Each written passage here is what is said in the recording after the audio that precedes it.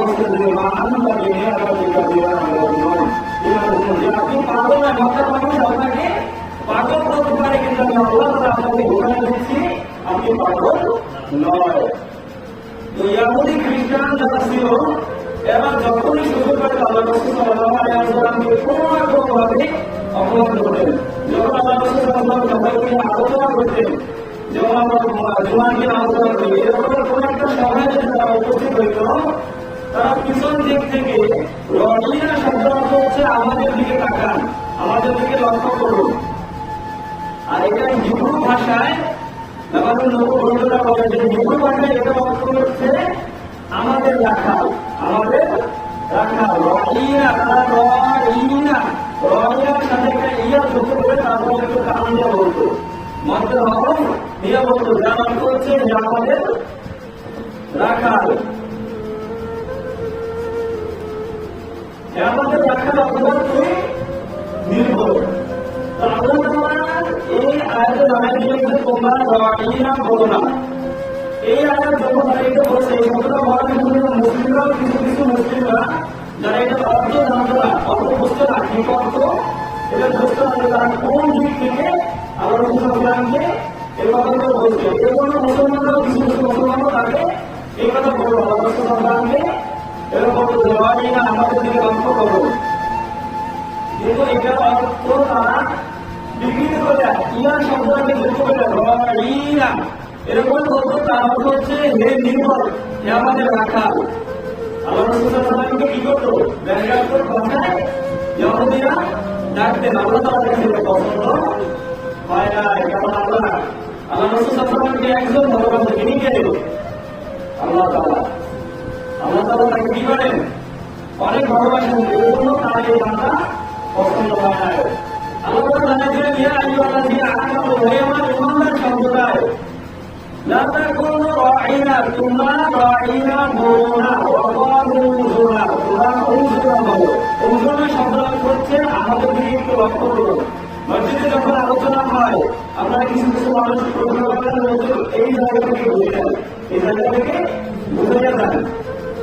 এই রকমের প্রশ্ন যদি দরকার হইতো, কিন্তু তারা এটাকে ব্যঙ্গাত্মক ভাষায় রাসূল সাল্লাল্লাহু আলাইহি ওয়াসাল্লামকে ব্যঙ্গ করার জন্য, রাসূল সাল্লাল্লাহু আলাইহি ওয়াসাল্লামকে বিভিন্নভাবে অপমান অপদস্থ করার জন্য তারা রহিনার সাথে ইয়া যুক্ত করে রাসূল সাল্লাল্লাহু আলাইহি ওয়াসাল্লামকে বলে, আমাদের নির্ভর, আমাদের রাখাল, আমাদের দিকে দেখো।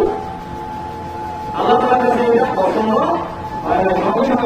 রহিনা বলো না, ওয়াকালু উযুরনা, তোমরা উযুরনা বলো, যে হে আল্লাহ রাসূল, আপনি আমাদের দিকে একটু লক্ষ্য করেন, আমাদের কথা একটু শোনেন, আমরা এই জায়গা থেকে বুঝি না, আমাদের এই জায়গা থেকে বুঝিয়ে দেন। কিন্তু তাদের যে মনোভাব ছিল, আল্লাহ তাআলা জেনে রাখো, ওয়ালিল-কাফিরিনা আযাবুন আলীম, যারা এই কাজগুলো করে তোমরা জেনে রাখো আমি আল্লাহ তাআলা ওয়ালিল-কাফিরিনা আযাবুন আলীম, আমি আল্লাহ তাআলা কাফির সম্প্রদায়ের জন্য ভয়ানক শাস্তি রেখে রাখছি। অতএব যারা এই কাজগুলো করে আমার রাসূলকে ব্যঙ্গ করিয়া কথা বলে, তারা যারা জানিয়ে রাখেন আল্লাহ তাআলা কাফিরদের জন্য লাঞ্ছনাদায়ক শাস্তি ওই কিয়ামতের ময়দানে রেখে দিয়েছেন। আমাদের বাংলাদেশেও কিছু কিছু আছে, দেখবেন আল্লাহ রাসূল সাল্লাল্লাহু আলাইহি ওয়াসাল্লামের ক্যারেক্টার নিয়ে কথা বলে, আছে কিনা? কথা বলে আছে কিনা? আমাদের বাংলাদেশে অনেক জায়গায় আল্লাহ রাসূল সাল্লাল্লাহু আলাইহি ওয়াসাল্লামের, অথচ আল্লাহ রাসূল সাল্লাল্লাহু আলাইহি ওয়াসাল্লামের চরিত্র নিয়ে কথা বলার মতো সাহস মক্কার কোনো কাফেররাও দেখায় না। আল্লাহ রাসূল সাল্লাল্লাহু আলাইহি ওয়াসাল্লামের চরিত্র নিয়ে কোনো কাফের দুঃসাহস দেখায় না। আল্লাহ রাসূল সাল্লাল্লাহু আলাইহি ওয়াসাল্লামের চরিত্র খারাপ ছিল। আসাদ নামের একজন আপনারা ছিলেন, বাংলাদেশের রাশিদ খান নিলন, নাস্তিক রাশিদ খান নিলন, এগুলো আপনারা বড় দিনে অনেক গেছিলেন। এই মধ্যে আল্লাহ রাসূল সাল্লাল্লাহু আলাইহি ওয়াসাল্লাম নারী করি রাসূলুল্লাহ সাল্লাল্লাহু আলাইহি ওয়াসাল্লাম সাহাবায়ে-কেরামদের সম্পর্কে অনেক খারাপ খারাপ মন্তব্য করে। অবশ্যই সাহাবায়ে-কেরাম কত ভালোবাসে রাসূল সাল্লাল্লাহু আলাইহি ওয়াসাল্লাম। একবার আউস গোত্রের কিছু লোক আল্লাহ রাসূল সাল্লাল্লাহু আলাইহি ওয়াসাল্লামের দরবারে আসেন। আল্লাহ রাসূল সাল্লাল্লাহু আলাইহি ওয়াসাল্লামের কাছে যখন আসেন, তখন তাকে দরবারে পান। ওখানে মসজিদে নববীতে আসেন, কিন্তু আল্লাহ রাসূল সাল্লাল্লাহু আলাইহি ওয়াসাল্লাম মসজিদে নববীতে তখন উপস্থিত ছিলেন না। এরপরে আবু বকর রাদিয়াল্লাহু আনহুকে সেখানে উপস্থিত পায়। তো যেই টাইমটা উপস্থিত হয়েছে, এরপরে দেখতেছে যে আসরের টাইম প্রায় হয়ে আসছে। মসজিদে আবু বকর রাদিয়াল্লাহু আনহুকে বলছেন যে আসরের সময় হয়ে গেছে, এখন কি আযান দিব? তখন আবু বকর রাদিয়াল্লাহু তাআলা, আপনারা জানেন যে উম্মতের মধ্যে সর্বশ্রেষ্ঠ উম্মত হচ্ছেন আবু বকর রাদিয়াল্লাহু আনহু। আবু বকর রাদিয়াল্লাহু আনহু বলছেন যে আচ্ছা আপনি আযান দিয়ে দেন। আযান দেওয়ার পরে জামাতের টাইম অতিবাহিত হয়ে যাওয়া হচ্ছে। তখন বলছেন যে যেহেতু আল্লাহ রাসূল সাল্লাল্লাহু আলাইহি ওয়াসাল্লাম আপনাকে অনুমতি দিয়ে গেছেন যে আমি যদি না থাকি আমার অবর্তমানে আবু বকরকে তোমরা ইমাম হিসাবে মানবে, আমি যদি আসতে দেরি হয় তোমরা আবু বকরকে সামনে দিবে, তো অতএব আপনি সামনে যান। নামাজ শুরু হওয়ার পরে আল্লাহ রাসূল সাল্লাল্লাহু আলাইহি ওয়াসাল্লাম পিছন থেকে আয়েশা দাঁড়াইছে। পিছনের কাতারে ধরেন এই ইমাম সাহেব এখানে, আবু বকর রাদিয়াল্লাহু তাআলার সামনে, তার পিছনে আল্লাহ রাসূল সাল্লাল্লাহু আলাইহি ওয়াসাল্লাম আয়েশা দাঁড়াইছে। সাহাবায়ে কেরামের মধ্যে অনেকেই তালি দেওয়া শুরু করছে। এখানেও একটা শিক্ষা আছে যে সাহাবায়ে কেরাম তারা হাতে তালি দেওয়া ধরছে, কিন্তু আবু বকর রাদিয়াল্লাহু তাআলা এমন ছিলেন যে তিনি যখন নামাজে দাঁড়াইতেন অন্যদিকে তার কোনো আর হুঁশ থাকতো না, অন্য কোনো দিকে আর তার মনোযোগ যেত না, একমাত্র নামাজের দিকেই থাকতো। যখন সাহাবায়ে কেরামের মধ্যে তালির সংখ্যা অনেক বৃদ্ধি হয়েছে, অনেক জোরে জোরে দিতেছে, সবাই দিতেছে, তখন আবু বকর রাদিয়াল্লাহু তাআলা একটু আর চোখে তাকাইছে, তাকাই দিয়ে রাহমাতুল্লাহ আলামিন পিছনে দাঁড়ানো, আল্লাহ রাসূল সাল্লাল্লাহু আলাইহি ওয়াসাল্লাম পিছনে দাঁড়ানো। আল্লাহ রাসূল সাল্লাল্লাহু আলাইহি ওয়াসাল্লাম বলছে আবু বকর নিজের জায়গায় থাকো, ইশারায় বলে দিয়েছে যে তুমি তোমার জায়গায় থাকো, পিছনে আইসো না, নিজের জায়গায় নামাজ কন্টিনিউ করো। কিন্তু আবু বকর রাদিয়াল্লাহু আনহু আল্লাহ তাআলার শুকরিয়া আদায় করিয়া পিছনে সরে গেছে। পিছনে কি করছে? সরে গেছে, আল্লাহ রাসূল সাল্লাল্লাহু আলাইহি ওয়াসাল্লামকে সামনে দিয়েছে। আল্লাহ রাসূল সাল্লাল্লাহু আলাইহি ওয়াসাল্লাম সামনে যাওয়ার পরে নামাজ শেষ করার পরে বসে পড়ছে। এরপরে বলছে আবু বকর আমি তোমাকে বলছি যে সামনে থাকো, পিছনে আসার কোনো দরকার নেই, কিন্তু তুমি তারপর কেন পিছনে আসো?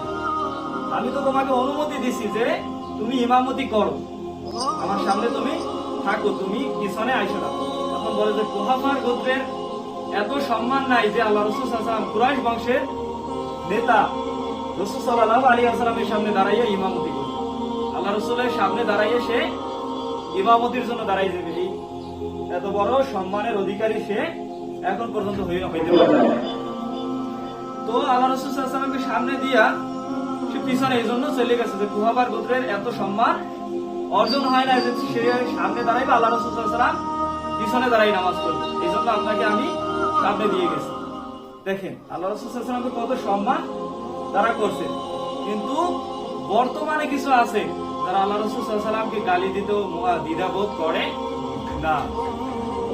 এরপরে বলছে যে আমি তোমাদেরকে একটা জিনিস লক্ষ্য করলাম, তোমাদের একটা জিনিস আমি লক্ষ্য করলাম যে তোমরা হাতে তালি দিতেছো, এটা কেন? শোনো, হাতে তালি মহিলাদের জন্য। কাদের জন্য হাতে তালি? কাদের জন্য? নারীদের জন্য। তারা যখন নামাজে দাঁড়াইবে, মহিলাদের জন্য কিন্তু মসজিদে আসার ব্যবস্থা রাখা উচিত। আপনার জন্য আল্লাহ রাসূল সাল্লাল্লাহু আলাইহি ওয়াসাল্লামের সাহাবী, প্রিয় সাহাবী ওমর ফারুক রাদিয়াল্লাহু আনহু বলেন যে মহিলারা ঘরেই নামাজ পড়বে, কারণ বর্তমানে যখন দেখছে যে শালীনতা বৃদ্ধি পেয়ে গেছে, ওমর ফারুক রাদিয়াল্লাহু তাআলা ফিতনা সৃষ্টি হইবে, এই জন্য তাদেরকে বলছে তোমরা নিজেদের ঘরেই নামাজ পড়ো, মসজিদে আসা তোমাদের দরকার নাই। আল্লাহ তাআলা তোমরা ঘরে বসে যদি নামাজ পড়ো, ওই ঘরে বসে পুরুষরা মসজিদে বসে যেই নামাজের সওয়াব পাইবে, আল্লাহ তাআলা তোমাদের ওই সওয়াব ঘরে বসে দিয়ে দেবে। কিন্তু অনেক অনেক জায়গায় আছে, অনেক মসজিদে দেখবেন আপনি পুরুষরা এক পাশে, নারীরা এক পাশে, নারীদের জন্য আলাদা ব্যবস্থা করা আছে, যেটা আমাদের বাংলাদেশে অনেক জায়গায় নাই। সেহেতু মহিলাদের জন্য মসজিদে আসা বৈধতা নাই। যে মহিলারা হাতে তালি দিবে, যদি ইমাম সাহেবের ভুল হয় তাহলে কি করবে? মহিলারা কি করবে? হাতে তালি দিবে, আর তোমরা বলবে সুবহানাল্লাহ। যদি ইমাম সাহেবের কোনো জায়গায় ভুল হয় বা কোনো জায়গা থেকে তেলাওয়াত ছুটে যায়, তাহলে তোমরা বলবে কি? সুবহানাল্লাহ। আমরা কি বলি? আল্লাহু আকবার। তার মানে কি আল্লাহ সবচাইতে বড়, আল্লাহ সবচাইতে বড়। কিন্তু নামাজে যদি কোনো জায়গায় তেলাওয়াত বা কোনো জায়গায় ইমাম সাহেবের কোনো জায়গায় ভুল ত্রুটি হয়ে যায়, 2-3 বার সুযোগ দিবেন, 2-3 সুযোগ দিবেন। চতুর্থবারে যখন সে মিলাইতে পারবে না, তখন পিছন থেকে সুবহানাল্লাহ বললে তাকে সংশোধনের জন্য ডাক দিবেন। কিন্তু আমাদের সমাজে এটা অনেকটাই উঠে গেছে। এখন অনেকে বলে কি সরাসরি আল্লাহু আকবার, অতএব হাদিসের ভাষ্য এটা নয়, আমরা সুবহানাল্লাহ বলি। এরপর আরেকটা দেখেন, ইসলামের ইতিহাসে একটা ঘটনা আছে যে যখন উহুদের যুদ্ধ হয় তখন 70 জন সাহাবী শহীদ হয়। আপনারা জানেন কিছু কিছু লোকে জানেন, অনেকেই হয়তো জানেন। 70 জন সাহাবী শহীদ হয়। এর পিছনে অন্যতম কারণ হচ্ছে নেতার আদেশ অমান্য করা। নেতার আদেশ কি করা? অমান্য করা। আল্লাহ রাসূল সাল্লাল্লাহু আলাইহি ওয়াসাল্লাম বলেছে যে যতক্ষণ পর্যন্ত কাফেররা নিজেদের জায়গা ছেড়ে না যাইবে ততক্ষণ পর্যন্ত আমি রাসূলের একটা হুকুম অমান্য করা যাবে না। নিজের জায়গা থেকে তোমরা লড়বে না, যেই জায়গায় আসো ওই জায়গায় বলবান থাকবে।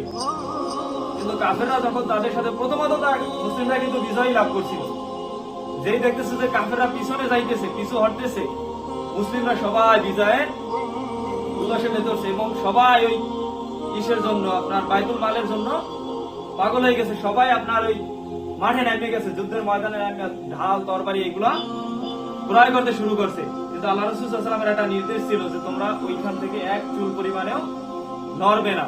কিন্তু তারা এটা শুনে নাই। প্রতিফল কি হয়েছে? আল্লাহ রাসূল সাল্লাল্লাহু আলাইহি ওয়াসাল্লাম জানতে যে কাফেররা আবার হয়তো অ্যাটাক করবে। তাই হইল, কতক্ষণ পরে আবার কিছুক্ষণ পরে তারা আবার অ্যাটাক শুরু করছে। চতুর্পাশ দিয়ে কাফেরদেরকে ঘিরে রাখছিল, কিন্তু ওই ঘেরার জায়গা থেকে 2-3 জন বাদে সবাই চলে আসছিল মাঠের ভিতরে। ওই 2-3 জন যখন কাফেররা পাইছে একসাথে, তাদেরকে হত্যা করছে এবং চতুর্পাশ দিয়ে মুসলমানদের ঘিরে ফেলাইছে। আল্লাহ রাসূল সাল্লাল্লাহু আলাইহি ওয়াসাল্লামের দান মোবারকও শহীদ হয়েছে, আপনারা জানেন। এই যুদ্ধে কি হয়েছে? আল্লাহ রাসূল সাল্লাল্লাহু আলাইহি ওয়াসাল্লামের দাঁত মোবারকও পর্যন্ত শহীদ হয়েছে এই যুদ্ধে। নিজেও এই যুদ্ধে কি করছে? অংশগ্রহণ করছিলেন। কত হৃদয় বিদারক ঘটনা। 70 জন সাহাবী শাহাদা বরণ করছে। আজকে তো অনেক মানুষ বলে যে আজকে মুসলিমদেরকে নারী লোভী বললে তারপরে আখ্যায়িত দেয়। ওই পুরুষ কখনো নারী লোভী হইতে পারে না যেই পুরুষ বিবাহের ফরজ গোসল রাখাও জিহাদের ময়দানে চলে যায়। এই যুদ্ধে 68 জনকে পাওয়া গেছে, বাকি 2 জনকে খুঁজে পাইতে অনেক সময় লাগছে। আল্লাহ রাসূল সাল্লাল্লাহু আলাইহি ওয়াসাল্লামের সাহাবী হামজা রাদিয়াল্লাহু তাআলা, তার চাচাও এর মধ্যে একজন ছিল। হামজা রাদিয়াল্লাহু তাআলা তিনিও একজন এর মধ্যে ছিল, এই উহুদের যুদ্ধে সে শহীদ হয়েছে। আর একজন ছিল হামজা রাদিয়াল্লাহু তাআলা, যার একদিন আগে বিবাহ হয়েছিল। বিবাহের এত মজার জিনিস রাইখা, শ্বশুর বাড়ির মধুর হাড়ি, এত খাবার দাবার রাইখা, তারপরও বিবাহের এত আমোদ ফুর্তি রাইখা, তারপরও জিহাদের ময়দানে চলে গেছে। যখন ফরজ গোসলের সময় হয়, আল্লাহ রাসূল সাল্লাল্লাহু আলাইহি ওয়াসাল্লাম বলছেন যে উহুদের যুদ্ধের জন্য তোমাদের ডাক আসছে। আল্লাহ রাসূল সাল্লাল্লাহু আলাইহি ওয়াসাল্লাম এই যুদ্ধে নিজে অবতরণ করতেছে, নিজে এই যুদ্ধে আল্লাহ রাসূল সাল্লাল্লাহু আলাইহি ওয়াসাল্লাম অংশগ্রহণ করতেছে। অতএব আর কেউ বসিয়ে থাকো না, তোমরা সবাই নামো, আল্লাহ রাসূল সাল্লাল্লাহু আলাইহি ওয়াসাল্লামের সাথে অংশগ্রহণ করো। হানজালা রাদিয়াল্লাহু আনহু ফরজ গোসলের জন্য গেছেন, ফরজ গোসল করবেন। ঢাল তরবারি ঘর থেকে বিবিকে একটা কথাই বলে গেছে, বিবি যদি বেঁচে থাকি হয়তো দেখা হবে, আর যদি মারা যায় তাহলে জান্নাতে দেখা হবে। যুদ্ধের ময়দানে যাওয়ার পরে শহীদ হয়ে গেছে। তার বিবি এসে বলতেছে, ইয়া রাসূলুল্লাহ, আপনি কি আমাকে চিনতে পারছেন? তখন বলে যে না, তোমাকে আমি চিনতে পারতেছি না। তখন বলে যে আপনি গতকালকে একটা বিবাহ করাইছিলেন, সেটা কি মনে আছে? তখন বলে হ্যাঁ, আমার প্রিয় সাহাবী হানজালা রাদিয়াল্লাহু আনহু, তার বিবাহ আমি করাইছিলাম এবং এই বিবাহে আমি নিজেই খেজুর ছিটাইছিলাম। বিবাহের একটা সুন্নাত কিন্তু খেজুর ছিটাই দেওয়া। আমাদের সমাজে কিন্তু এটা না, এই সুন্নাতটা উঠে গেছে। বিবাহের সময় কি করা? খেজুর ছিটাইয়ে দেওয়া, এটা কিন্তু আমাদের সমাজে আলহামদুলিল্লাহ নাই বললেই চলে, উঠে গেছে। যে আমি রাসূল নিজেই এই বিবাহে খেজুর ছিটাই দিছিলাম। তখন বলে যে ইয়া রাসূলুল্লাহ, তাকাই দেখেন আমার হাতের মেহেদি এখন পর্যন্ত শুকায় নাই। আপনার সাহাবী হানজালা রাদিয়াল্লাহু তাআলা আমার কাছে যখন সে যুদ্ধের জন্য আপনি ডাক দিবেন, তখন সে যখন আসতেছিল তখন আমাকে 2টা কথা বলে আসছে যে যদি বিবি জীবিত থাকি তাহলে হয়তো তোমার সাথে দেখা হবে, আর যদি মারা যায় তাহলে জান্নাতে দেখা হবে ইনশাআল্লাহ।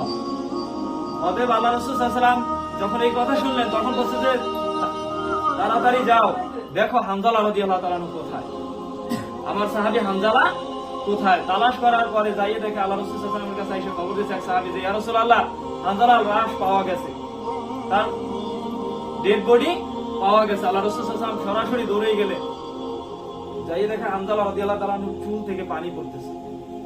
হানজালা রাদিয়াল্লাহু তাআলা চুল থেকে কি করতেছে? পানি পড়তেছে। আল্লাহ রাসূল সাল্লাল্লাহু আলাইহি ওয়াসাল্লাম বুঝতে পারলেন না যে কি হইল। তার তো কোনো গোসল হয় নাই, কোনো সাহাবী কি হয় নাই, গোসল হয় নাই। সঙ্গে সঙ্গে জিবরাইল আলাইহিস সালাম আল্লাহ রাসূল সাল্লাল্লাহু আলাইহি ওয়াসাল্লামের সামনে চলে আসেন। তখন বলে, ইয়া রাসূলুল্লাহ, আপনার সাহাবী হামজালার উপরে আমার আল্লাহ এত খুশি হয়ে গেছে, এত খুশি হয়েছে যে সে বিবাহের ফরজ গোসল রাইখা জিহাদের ময়দানে এসে শহীদ হয়ে গেছে। আল্লাহ তাআলা তার উপরে এত খুশি হয়েছে যে তাকে দুনিয়ার কোনো পানি দ্বারা তাকে গোসল করায় তৃতীয় আসমানে তাকে নিয়ে গেছে, এরপরে জমজমের পানি দ্বারা তাকে আল্লাহ তাআলা গোসল করায়। আপনি আমি কয়দিন পাইছি বলেন? আপনার আমার কয়দিন রক্ত ঝরছে ইসলামের জন্য, দিনের জন্য? আপনাকে আমাকে কয়দিন একটা থাপড় মানুষে দিছে? একটা থাপ্পড়ও খাইছি কারো কাছে? একদিন কটু কথা শুনছি? কেউ আমাদেরকে একটা গালি পর্যন্ত দেয় না। রেডিমেড ইসলাম পাইছি আমরা। কি পাইছি? রেডিমেড ইসলাম চিনেন? বানানো অবস্থায়, অর্থাৎ গুছাইয়া দিছে আমাদেরকে। কিন্তু এই ইসলামের পিছনে যারা ইসলামের জন্য এত কিছু করছে, এই কালেমার জন্য এত কিছু করছে, আজকে তাদের কোনো দাম নেই। আজকে তাদের আদর্শ ভালো লাগে না। সাহাবায়ে কেরামদের আদর্শ আজকে ভালো লাগে না। রাসূলের হাদিস মানতে মনে চায় না, তার সুন্নাত মানতে মনে চায় না। যিনি আল্লাহ তাআলাকে চিনাইলেন, আজকে তাকে নিয়ে ব্যঙ্গ করা হয়। কপালে কোনোদিন হেদায়েত থাকে না। আল্লাহ তাআলা জালিম সম্প্রদায়কে কখনোই হেদায়েত দেয় না। গেল সপ্তাহে বলছিলাম। আল্লাহ তাআলা বোঝার তৌফিক দান করুন।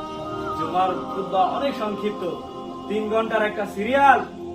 যখন আমরা সিনেমা হলে যাই, একটা টিকিট কাটি 100 টাকা দিয়া, 3 ঘন্টার একটা সিনেমাও খুব সংক্ষিপ্ত হয়। কিন্তু জুমার দিনের আধা ঘন্টার বয়ান আমাদের কাছে 40 বছরের থেকেও বড় মনে হয়। কথা ঠিক কিনা বলেন? ঠিক কিনা? আমাদের কাছে এটা বড় বিরক্তকর লাগে। ইসলামটা আমাদের কাছে কি হয়ে গেছে এখন? বিরক্তির কারণ হয়ে গেছে। নাইলে আর কি হইতে পারে? যে মসজিদে মুসলমান পাওয়া যায় না। মুসলমানের তো 2টা জিনিস দ্বারা মুসলমান বোঝা যায়। তার লেবাস, বাহ্যিক ভাবে, অর্থাৎ তাকে বাহির থেকে তাকে দেখা যায় 2টা জিনিসে, একটা তার লেবাস আর একটা তার নামাজ রোজা। যে ব্যক্তি নামাজ রোজা করে না, তার লেবাসও ঠিক নাই। আপনি একজন হিন্দুর দিকে তাকাইবেন আর তার দিকে তাকাইবেন, আপনি কম্পেয়ার করতে পারবেন না। আরেকটা জিনিস যারা টেস্ট করা যায় সেটা হচ্ছে দাড়ি। আরেকটা জিনিস দ্বারা কি চেক করা যায়? দাড়ি থাকলে আপনাকে হয়তো কিছু কিছু মানুষ বলতেছে ইনি মুসলমান, কারণ মুসলিমরা দাড়ি রাখে, আর বিধর্মীরা দাড়ি কি করে? চাচে। বিধর্মীদের মধ্যেও কিছু কিছু আছে যারা অল্প অল্প স্টাইল করে রাখে। আমার কথা সেইটা না, বেশিরভাগ বিধর্মীরাই রাখে না, বেশিরভাগ বিধর্মীরাই রাখে না। আল্লাহু আকবার। আল্লাহ বুঝার তৌফিক দান করুন। আমিন। ওয়া আখিরু দাওয়ানা আলহামদুলিল্লাহি রাব্বিল আলামিন। আসসালামু আলাইকুম ওয়া রাহমাতুল্লাহি ওয়া বারাকাতুহু।